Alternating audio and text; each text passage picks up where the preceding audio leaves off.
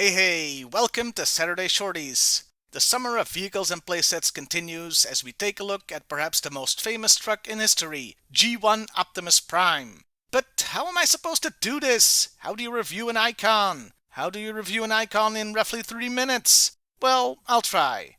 So meet Optimus Prime. This toy was released in 1984 with all original parts. I had Optimus as a kid, but this one I picked up a while ago at a flea market for about $2.30. It is possible I made this video just to brag, but it's a reminder to all of you out there to keep toy hunting. There's always somebody somewhere who's just cleaned out their attic or basement. It is missing some accessories. He has no gun or fists, and the trailer doesn't have roller, the hose and fuel nozzle and pump, and he only has 2 missiles. Makes the review a bit difficult. Fortunately, I have this. It's a bootleg I picked up like 15 years ago at the same flea market, so I can use parts from that.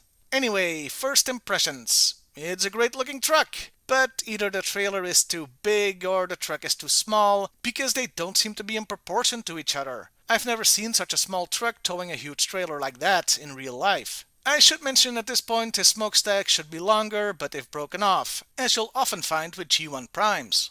Still, it's a great looking truck, nicely detailed, and the color scheme is iconic. There's plenty of die-cast metal, so this is one heavy toy.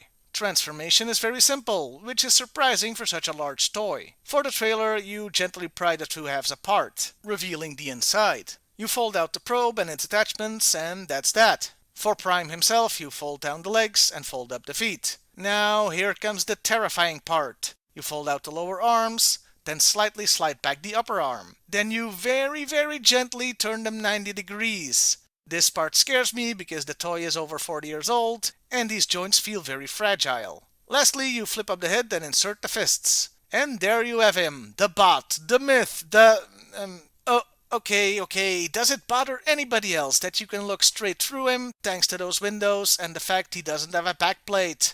In fact, you really don't want to look at his back too much. There's no detailing there and an almost matrix-shaped hole where his backbone should be. Yeah, that's right, I'm saying Optimus Prime doesn't have a backbone. Wanna fight about it? The front does look awesome, and if you look at him from any angle that isn't straight ahead, the hole becomes invisible. Articulation is limited. His arms rotate 360 degrees at the shoulders. His elbows swivel and can move down 90 degrees. Thanks to the transformation, he can move his legs back. His cap also opens up, making him even holier. That's because the original Japanese toy came with a driver that fit in there. Now it's just his matrix closet. For accessories, he had his famous gun that he holds using a peg and not the gun grip, which I've always found baffling. He's also got 4 rockets, 2 of which can replace his hands. The other 2 go into the probe. Then there's Roller, the little mini rover thing, plus the whole fuel ensemble.